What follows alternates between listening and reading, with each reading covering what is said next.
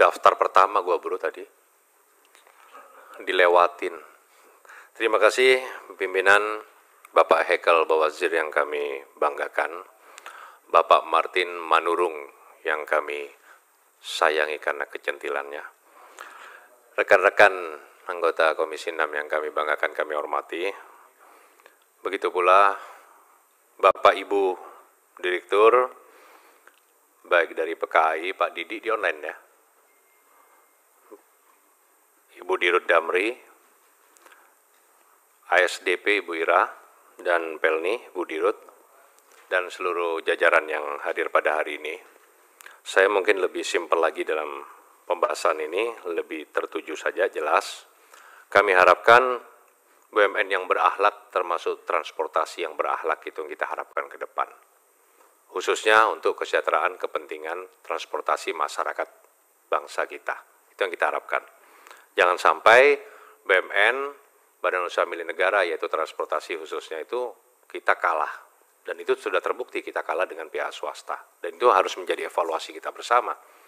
Dana kita dibantu negara, segala hal fasilitas oleh negara, tetapi kita tidak bisa lebih baik. Hanya dalam satu konteks, karena sumber daya manusia kita yang selalu mudah meremehkan, karena tanggung jawab kerja yang tidak begitu maksimal. Itu yang kita harapkan, transportasi ke depan kita itu lebih baik sebetulnya. Bukan malah santai, karena kompetitif kita ke depan akan lebih alot, akan lebih luar biasa. Nah itulah transportasi harus utama ke depan. Yang pertama-tama ini global kepada seluruhnya, fasilitas seluruhnya, baik itu KAI, Damri, ASDP, dan Pelni. Yang pertama itu harga, otomatis bagaimana kita yang, memang kita punya tanggung jawab ya, tanggung jawab negara yaitu harga otomatis dan segala halnya itu harus perhatian dibandingkan pihak swasta yang lain. Tetapi tidak boleh dipungkiri dengan harga yang bersubsidi, bantuan negara itu untuk rakyat itu, tapi tidak bisa lebih baik, tidak ada alasan saya kira. Harusnya bisa lebih baik. Lalu yang kedua fasilitas, paling tidak fasilitas kita harus mulai diperhatikan dari semua lini. Untuk yang lebih baik, baik itu teknologi, ya kan, keberadaan fasilitas umum, ya kan, itu harus diperhatikan, kebersihannya, itu pasti. Tolong, kenapa kita selalu seperti tadi rekan-rekan sampaikan, baik itu toilet, tempat duduk, ya kan, semua itu fasilitas itu coba tolong diperhatikan, di maintenance dengan betul. Itu sering terjadi.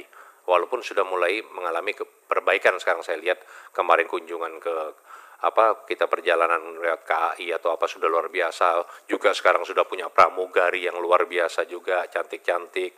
Bisa lebih diperbanyak itu Pak Didi kalau perlu. Jadi bisa bersaing dengan transportasi udara. Ya kan? Termasuk nanti begitu juga kepada Damri, SDP, Pelni dan semuanya kita harapkan seperti itu. Karena apa? Self service itu sangat penting, ya kan? Jadi orang itu bisa senang, bisa nyaman. Itu yang kita harapkan ke depan. Itu menjadi catatan utama kita, ya. Lalu berikutnya jalur. Nah, bagaimana jalur transportasi, baik itu laut, baik itu darat, yang mana yang bisa profit, contohnya KAI. Nah itu Pak Didi, itu sebetulnya rencana lama itu dan sudah pernah terbuka antara jalur Panarukan Jember. Relnya sudah masih ada, walaupun sekarang tertimpa-timpa.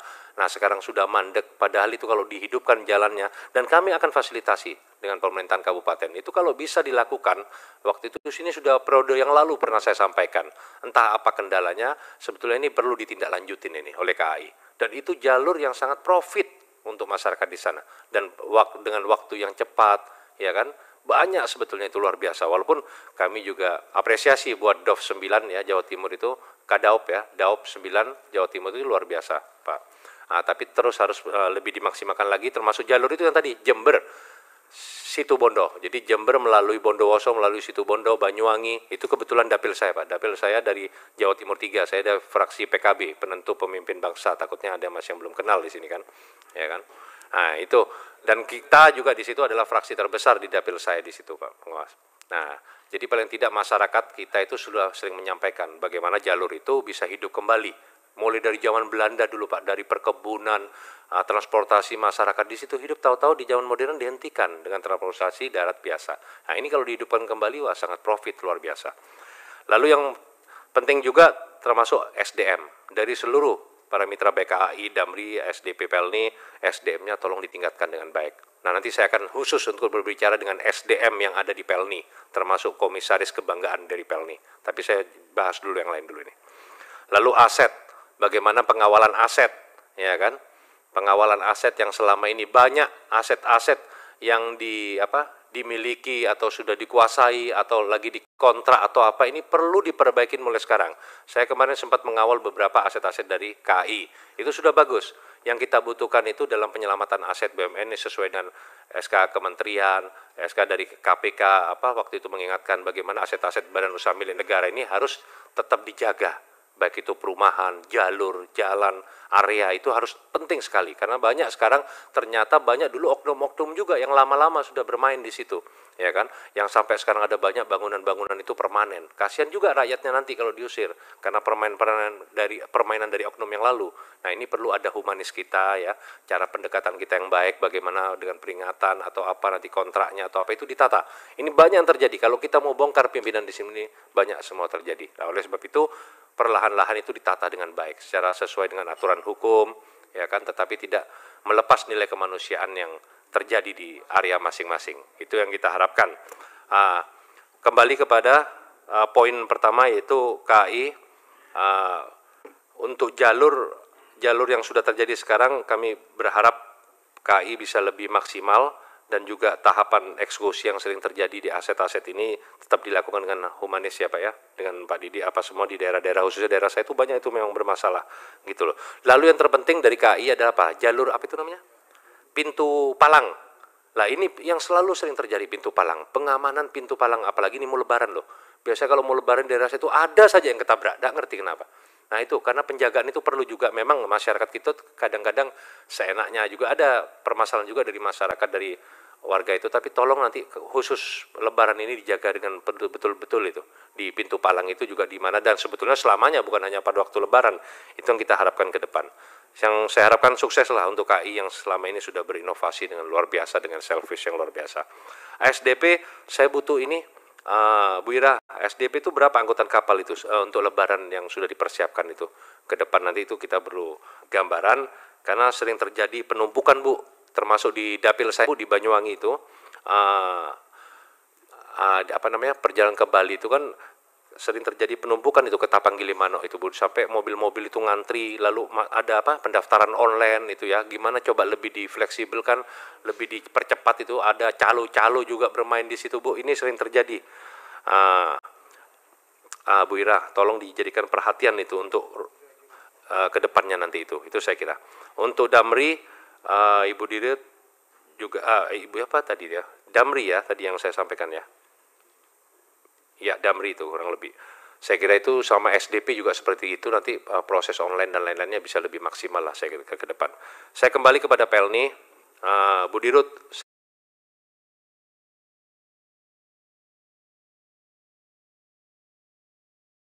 Saya ingin penjelasan itu tentang Bapak Komisaris Kebanggaan Dirut itu. Saya mengatakan di situ ada, sebetulnya sudah berapa sering kali nih, Bu, ya, mengatakan hubungan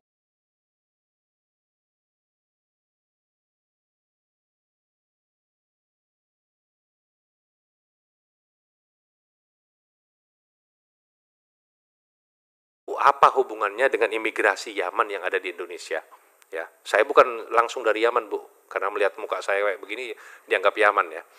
Ya, saya ini kalau berbicara ke atasnya itu dari sebetulnya dari Hyderabad. Hyderabad itu sebagian sekarang itu menjadi India, Pakistan. Walaupun nenek moyang kita sebetulnya juga dari Yaman semua. Dan jangan lupa kita semuanya, para wali di Indonesia itu adalah keturunan dari Azmat Khan. Azmat Khan itu dari Yamani, ya. Wali-wali kita semua yang duduk di sini semuanya dari Yamani, Bu, ya. Jadi kalau kita dibilang orang Yaman itu imigrasi ke Indonesia membuat kegaduhan, saya itu ingin tahu dijelaskan. Dan pimpinan, saya minta ini menjadi kesimpulan nanti. Seandainya saya tidak bisa lama di sini karena saya ada acara di fraksi.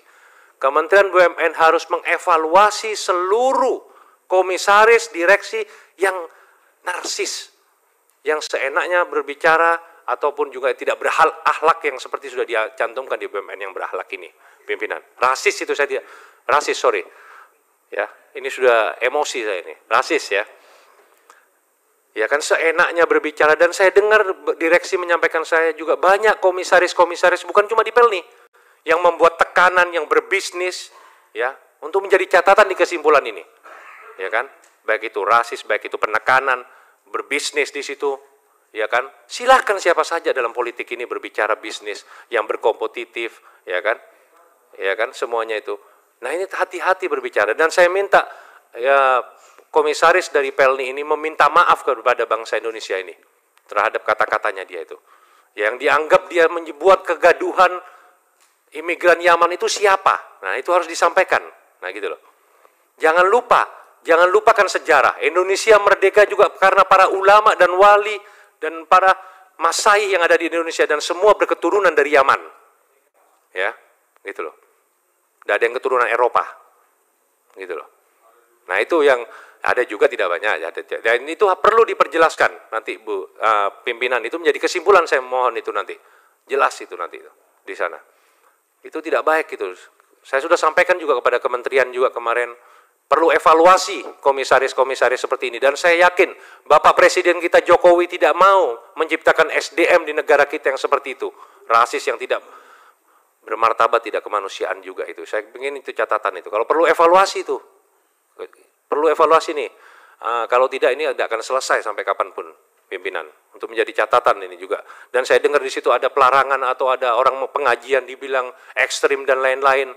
Kalau saya jujur mengatakan di dapil saya, seluruh mitra yang ada di dapil saya, Situbondo, Bondowoso, Banyuwangi, seluruh mitra BUMN sana saya minta kalau perlu ada pengajian terus di sana. Ada salawatan di sana. Terbukti apa? Kinerjanya bagus, masyarakat bisa berbaur dengan BUMN, bukan malah dilarang, diekstrimkan, gitu loh. Negara kita juga semuanya menerima dalam segala hal, tapi itu yang kita harapkan nanti menjadi catatan, Ketua. Saya kira itu, insya Allah semuanya semoga sukses, semoga bermanfaat, tidak terjadi hal-hal seperti ini, kader-kader BUMN kita yang rasis, yang ekstremis juga, ya kan? Itu yang kita harapkan ke depan bisa lebih baik untuk evaluasi dari Kementerian BUMN kita. Saya kira itu, pimpinan, terima kasih. Wallahul muwaffiq ila aqwamit thoriq. Wassalamualaikum warahmatullahi wabarakatuh. Waalaikumsalam.